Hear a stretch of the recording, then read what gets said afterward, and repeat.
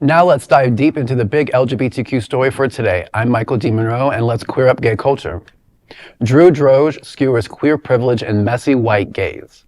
The best theater pushes us to laugh, squirm, and reflect. And that's exactly what audiences can expect this fall when Drew Droege brings his latest play, Messy White Gaze, off-Broadway.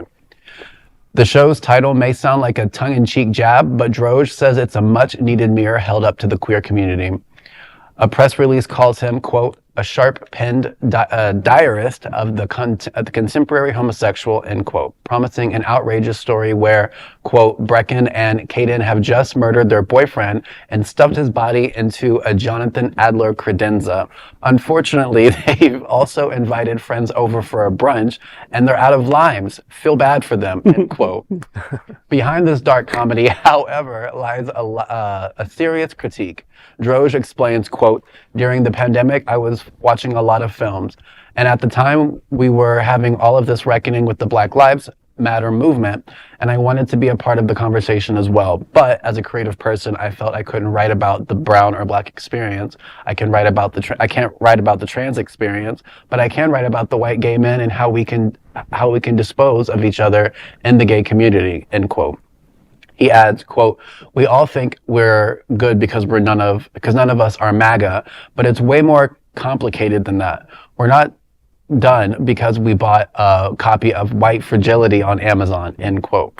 Droege says the satire is the best way to hit those truths. The play features a standout cast, including Zane Phillips, Aaron Jackson, Pete Zayas, and James Kusati Moyer, with Droege himself taking the stage. He calls the cast chemistry off the charts.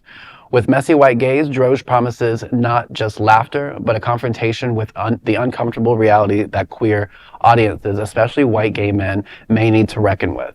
The play will premiere off-Broadway this fall, running at the Duke on 42nd Street, New York, from October 6th and November 2nd will be the opening night.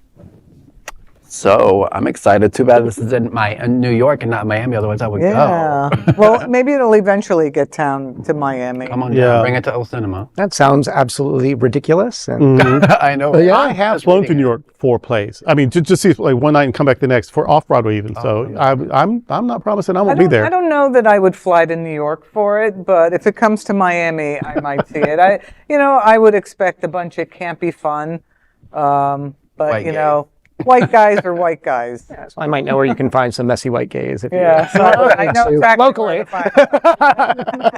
They've even got a few apps for that. Yeah. But artists have always been part of the pushing the envelope. Yes, have always been part of our army, as it were.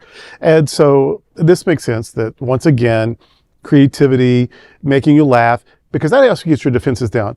If you tell me, you need to step it up and be a better person and care about other people, you don't tell me what to do. But if you get me laughing and then I say, oh, I am kind of ridiculous and I do not do enough, it's very subversive and very effective. So I'm glad he's doing it. I also hope that it's really good, because if it's too preachy or too cheesy or whatever, then it misses the mark. But if it's really good, it gets you laughing, gets you thinking.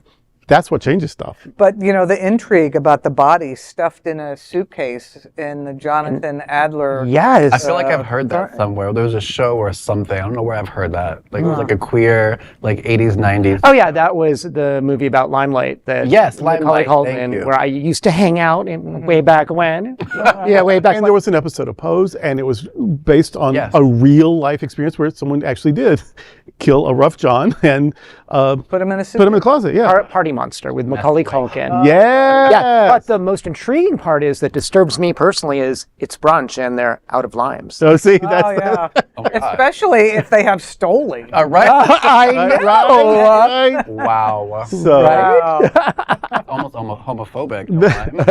I know. And I thought it was funny that just because you bought a White Fragility on Amazon, I'm like, well, some people would think that you got it on Amazon was problematic, Yes. Where did I get my copy? Oh, see? Mine was Wish Up.